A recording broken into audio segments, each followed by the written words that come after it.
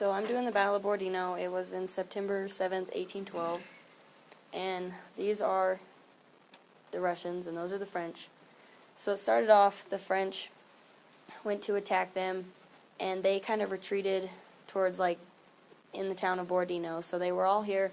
They thought that they had won, but then they went over, and the Russians had actually just went to Borodino to protect the town of, or Moscow, from the French. And so when the French went through to try to get their peace treaty signed, these guys attacked, and even though more Russians died, they still forced Napoleon out of their home. So Napoleon lost this battle. And there was like 130,000 Russians and 145,000 French. Is that a huge battle by the standards of the time? Yeah. So what was his idea coming in, plan? He wanted to defeat Russia and force them to sue for peace.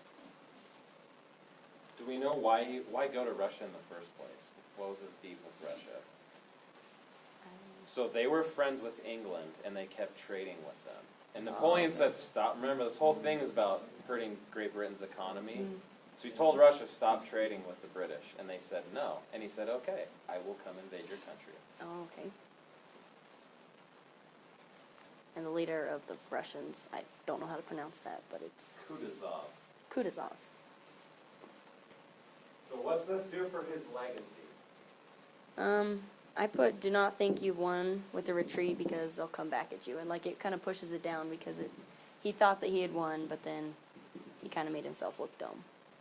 What's the problem with losing in the heart of Russia in September? It's The cold. weather What do you do and after you lose? you try to go home. You retreat? Yeah. And is Moscow a long ways away from Paris? Yeah.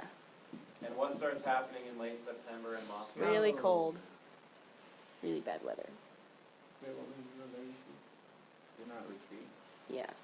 And because of the weather, it's very cold. And So, like, was it smart to be here in the first place? No. Is what she's asking. he shouldn't have been there.